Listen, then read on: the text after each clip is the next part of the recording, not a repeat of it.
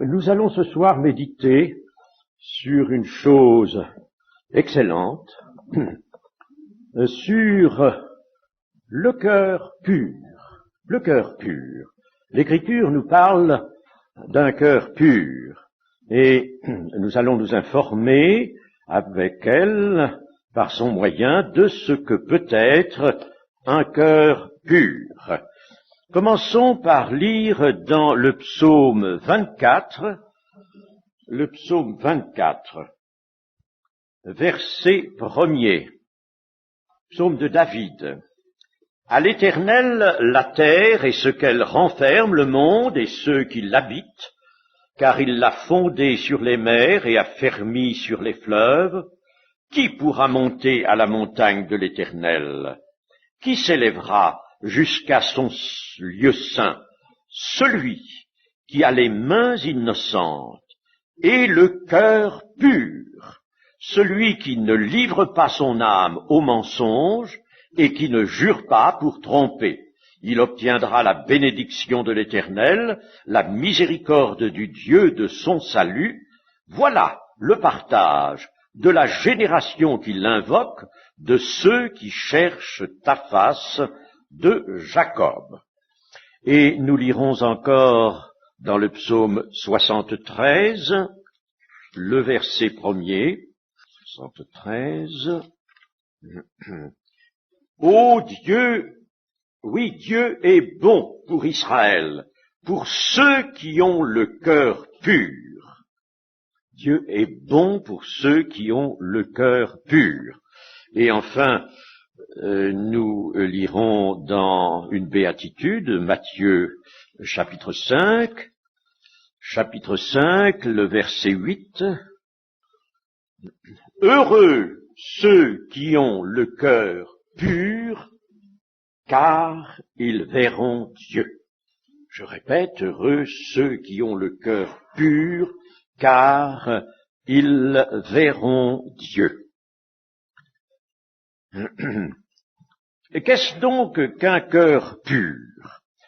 Pour nous en faire une idée, il est fort simple de rechercher quelques comparaisons. Par exemple, celle d'un ciel sans nuages, un ciel découvert. On dira que c'est un ciel pur. Nous pouvons aussi nous pencher sur le bord d'une rivière dont l'eau est limpide. Alors nous verrons le fond de la rivière. L'eau est transparente. Nous dirons que l'eau est pure.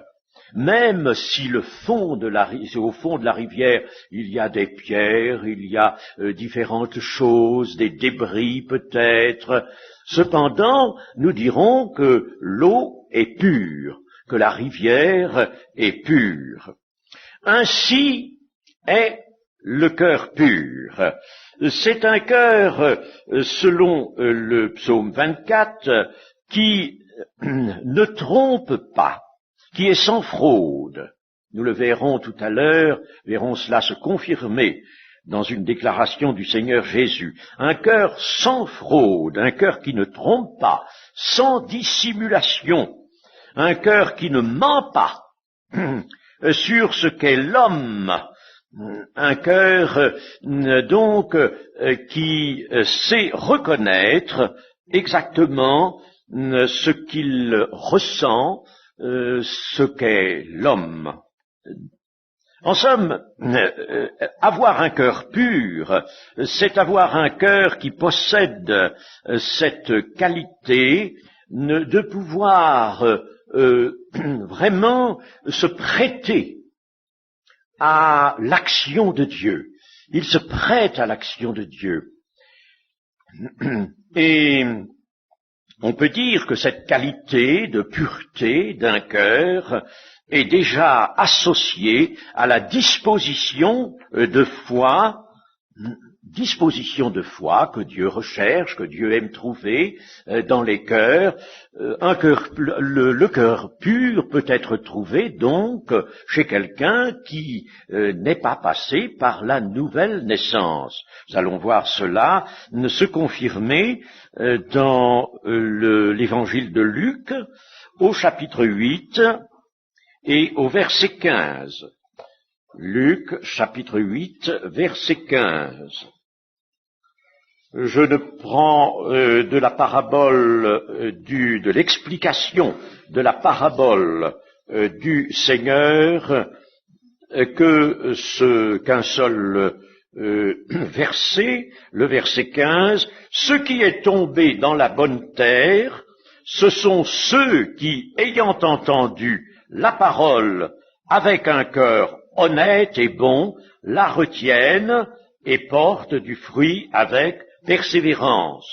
Voyez, voilà un cœur qui va retenir la parole et par conséquent porter du fruit avec persévérance. Et ce cœur est comparé à la bonne terre dans la parabole du Seigneur. Mais remarquons les deux qualificatifs dont le Seigneur Jésus se sert, un cœur honnête et bon.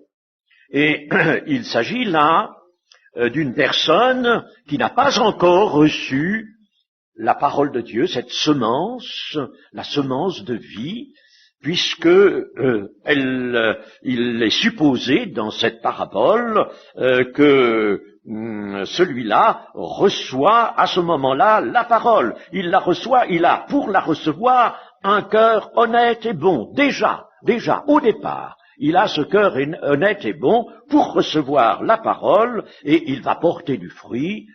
Donc, l'œuvre de Dieu va se développer et celui-là va se convertir. Donc, retenons ceci, c'est que le cœur pur n'est pas nécessairement le cœur d'un chrétien, de quelqu'un qui est converti. Il faudrait bien sûr que tout chrétien ait un cœur pur, naturellement. Mais il peut y avoir, avant de devenir chrétien, avant la nouvelle naissance, avant conversion, il peut y avoir un cœur pur, c'est même chose particulièrement souhaitable.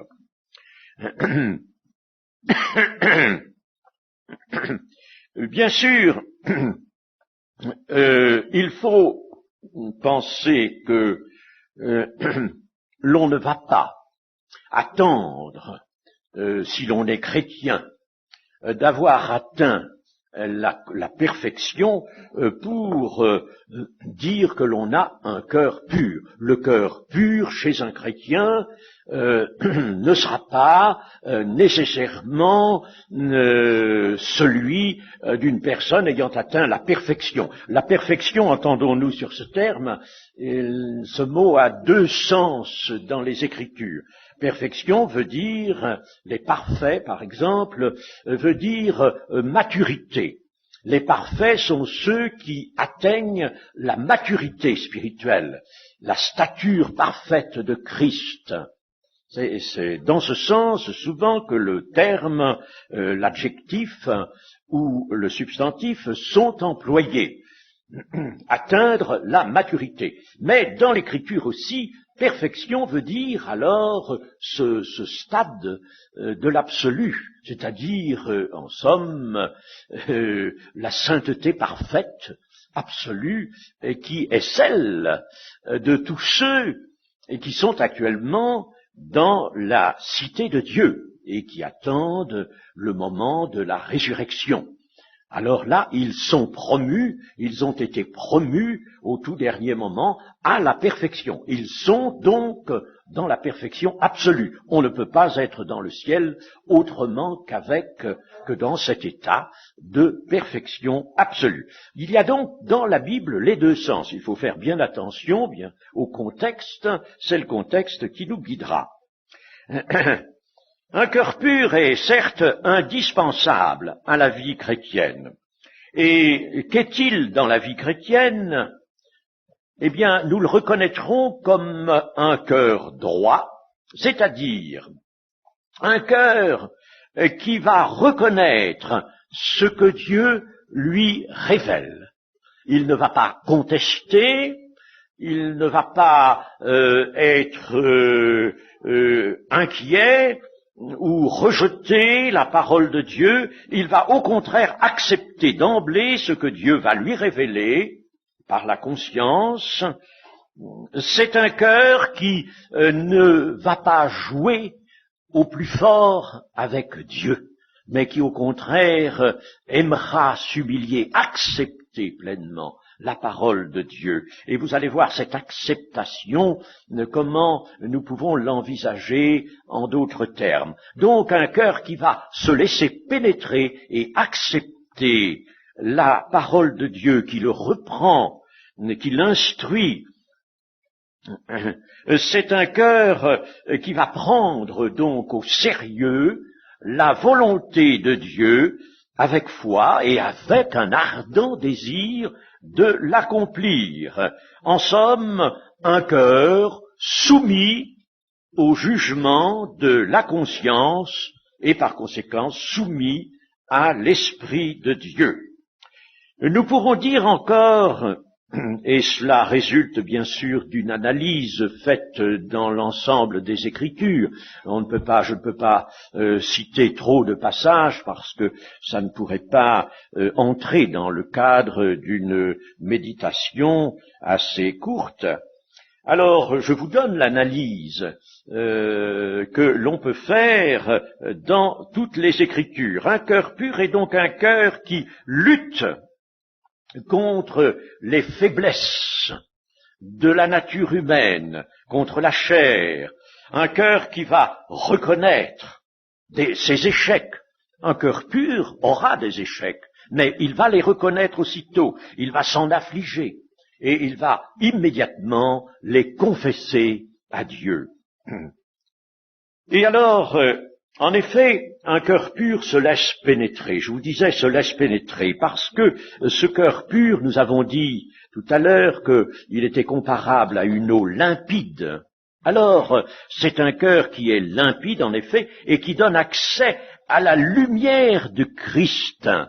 Et cette lumière de Christ en chasse les ténèbres. Dès qu'une ombre paraît, dès que peut-être une ténèbre tend à se reformer, alors la lumière de Christ arrive et nettoie ce cœur, en chasse les ténèbres. Et pour illustrer cela, je lirai dans Matthieu, chapitre 6, versets 22 et 23. L'œil est la lampe du corps. Si ton œil est en bon état, tout ton corps sera éclairé.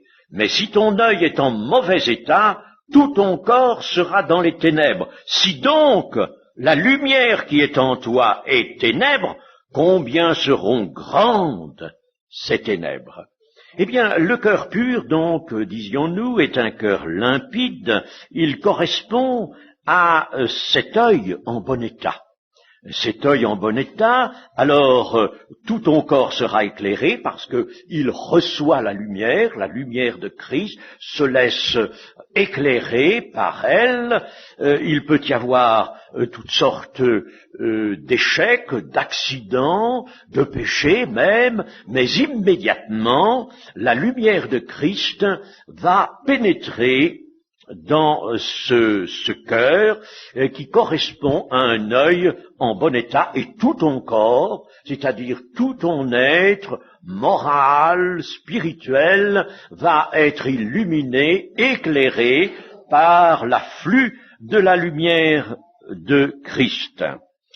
Si nous regardons au psaume 131, nous trouverons aussi encore une autre qualification pour ce cœur pur, 131, Cantique de David, Éternel, je n'ai ni un cœur qui s'enfle, ni des regards hautains. Je ne m'occupe pas de choses trop grandes et trop relevées pour moi, loin de là.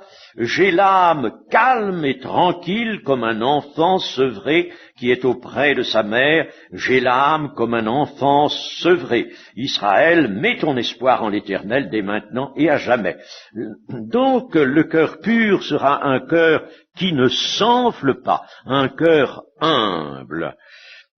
Après son péché que relate l'histoire du peuple d'Israël, le roi David craint d'avoir perdu la pureté de son cœur. Et on en a fait d'ailleurs un chant de ce psaume, c'est le psaume 51, le psaume 51, que l'on connaît bien.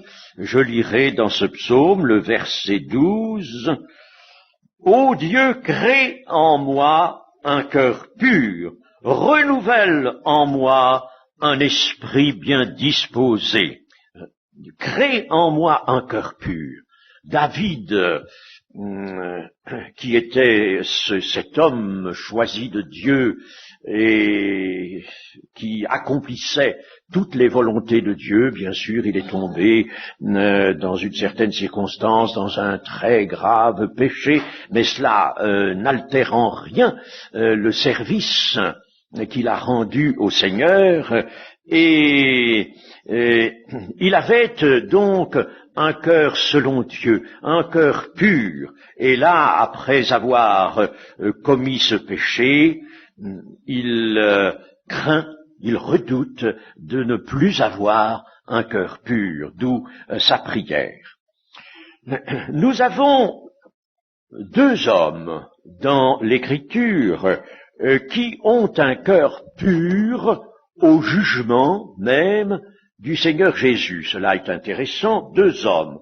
L'un qui est un personnage fictif, le personnage d'une parabole, et l'autre qui est un personnage réel. Voyons le premier, c'est dans Luc 18, Luc chapitre 18, verset 13.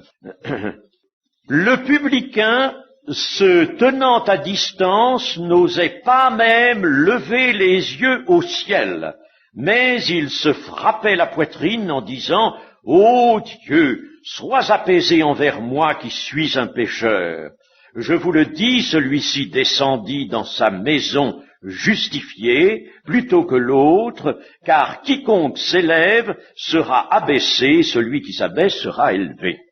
Alors ici, nous voyons ce publicain qui se reconnaît pécheur, il se confesse, il s'accuse lui-même, sa conscience lui révèle qu'aux yeux de Dieu, il est un pécheur. Mais il s'humilie, il le reconnaît, son cœur est donc limpide, son cœur est pur. Bien qu'il soit un pécheur, son cœur est pur, et vous voyez qu'il est justifié, pur, et par conséquent, il est humble, et la foi ne peut pas manquer que de s'exercer. C'est un cœur honnête et bon, pour reprendre l'expression de l'autre parabole du Seigneur Jésus. Voilà donc l'un de ces deux hommes qui a un cœur pur, limpide, au jugement même de Dieu. Le second est un personnage réel, et nous le trouvons dans l'évangile de Jean. Évangile de Jean, au chapitre 1er. Nous lirons les versets 43 à 51. 43 à 51. Le lendemain, Jésus voulut se rendre en Galilée, et il rencontra Philippe. Il lui dit, « Suis-moi ». Philippe était de Bethsaïda, de la ville d'André et de Pierre. Philippe rencontra Nathanaël et lui dit, « Nous avons trouvé celui de qui Moïse a écrit dans la loi et dont les prophètes ont parlé, Jésus de Nazareth, fils de Joseph. » Nathanaël lui dit, « Peut-il venir de Nazareth quelque chose de bon ?»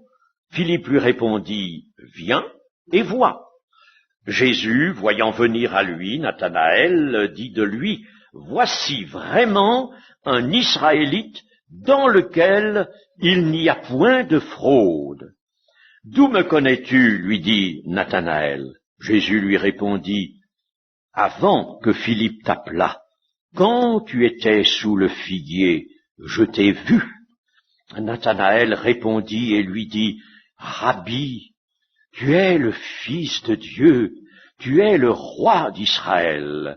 Jésus lui répondit, parce que je t'ai dit que je t'ai vu sous le figuier, tu crois, tu verras de plus grandes choses que celles-ci. Et il lui dit, en vérité, vous verrez désormais le ciel ouvert et les anges de Dieu monter et descendre sur le Fils de l'homme. Alors, que se passe-t-il ici? Eh bien, Nathanaël, un jeune Israélite, est informé par Philippe lors d'une rencontre, et Philippe lui dit, voilà, nous croyons avoir trouvé celui de qui Moïse a écrit et dont les prophètes ont parlé, le Messie, et ce Messie se nomme Jésus de Nazareth, fils de Joseph. Nathanaël répond, peut-il venir de Nazareth quelque chose de bon? Il a le préjugé de presque tous les Israélites, et ce préjugé est un tort. Certes, il juge, en somme, il estime une chose qui est grave, dont on lui parle, d'après quelque chose que tout le monde répète, qu'il a entendu dire, qui est sans preuve aucune, ne repose que sur une opinion du traditionnel, c'est tout. C'est donc un tort.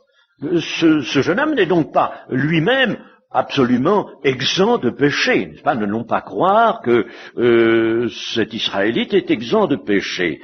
Bon, alors Jésus le voit venir et lui dit, et dit de lui, voici vraiment un Israélite dans lequel il n'y a point de fraude.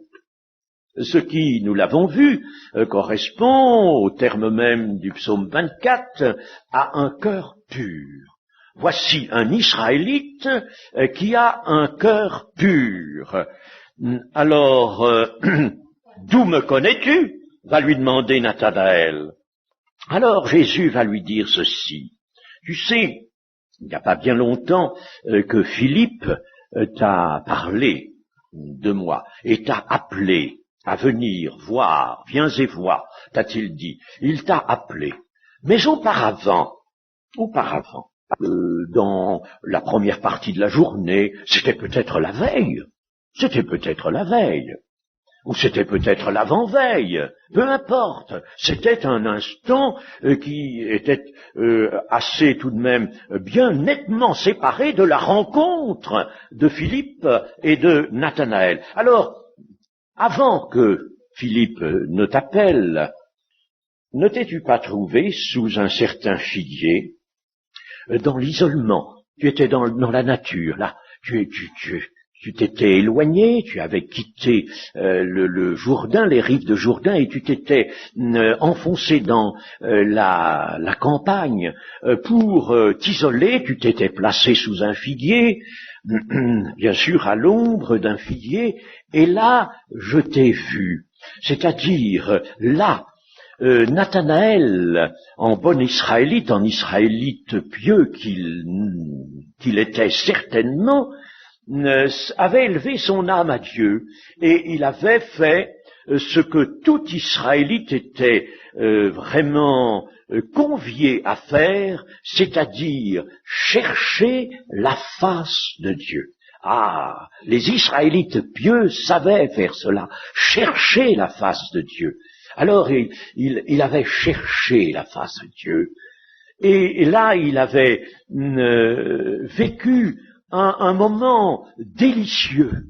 Il avait senti comme un attouchement dans son esprit, et il avait senti Dieu s'approcher, selon la promesse d'ailleurs qui existait aussi dans l'Ancien Testament. Alors il avait senti la présence de Dieu.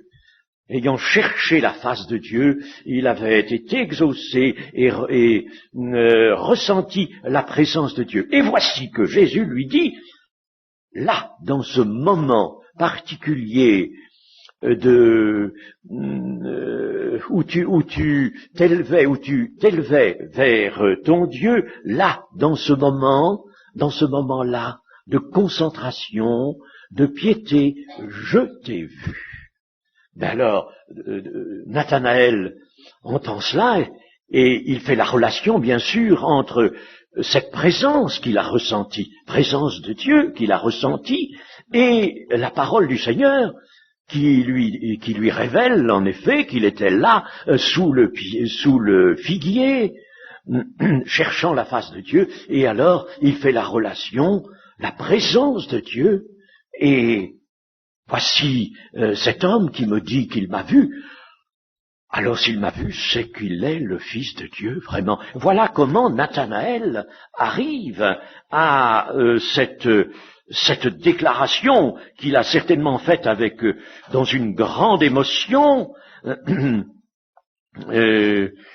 Rabbi, tu es le Fils de Dieu, tu es le roi d'Israël. En somme, son préjugé disparaît d'un seul coup.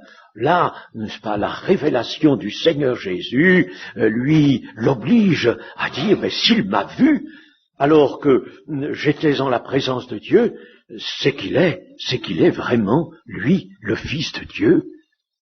Vous voyez comme c'est quelque chose d'extraordinaire. Et nous arrivons, en somme, ici, à cette illustration de la béatitude que nous avons lue, à savoir que ceux qui ont un cœur pur, heureux ceux qui ont un cœur pur, car ils verront Dieu. Et Nathanaël a fait déjà cette expérience. Il a vu Dieu, non seulement il a eu la présence sensible de Dieu, mais il a vu Dieu en la personne physique du Seigneur Jésus. Voilà une chose extraordinaire. Et cet homme est donc celui dont Jésus dit qu'il a un cœur pur. Pour conclure, nous pourrions dire ceci. La pureté du cœur. La pureté du cœur est une qualité vraiment magistrale, extraordinaire, car c'est elle qui laissera toujours agir la foi. Lorsque l'on n'a pas ce cœur pur, lorsqu'il y a au contraire un certain trouble, certaine réticence, toujours une certaine propension à juger, à examiner de trop près par raison, eh bien la foi est entravée. La foi ne peut pas s'exercer, tandis que, avec un cœur pur, la foi peut toujours aisément s'exercer. Elle maintient l'humilité. Et c'est bien l'orgueil, en effet, qui est un trouble ténébreux. Le cœur pur est aussi ce cœur toujours ouvert à Jésus-Christ, un cœur qui donc permet nous l'avons dit tout à l'heure, à la lumière de Christ de le pénétrer, mais permet au Christ de venir, de se révéler, d'entrer. C'est un cœur qui nécessairement connaîtra le Seigneur Jésus dans le sens biblique, c'est-à-dire aura communion avec le Seigneur Jésus. Un cœur pur chez un chrétien, puisque la communion, naturellement, là, nécessite la conversion, nécessite la nouvelle naissance. Mais chez un chrétien, avoir ce cœur pur, alors c'est assuré que l'on pourra entrer dans une communion avec le Seigneur Jésus, une communion véritablement resserrée avec lui. Jésus sera celui qui entrera, qui soupera avec celui-là, comme selon la figure que le Seigneur a utilisée lui-même. C'est donc une union merveilleuse en esprit, ce qui devrait être le cas général, c'est-à-dire ce que tout chrétien devrait connaître, devrait avoir fait, ce dont il devrait avoir fait l'expérience. connaître Dieu, connaître Jésus, connaître Dieu, connaître Jésus.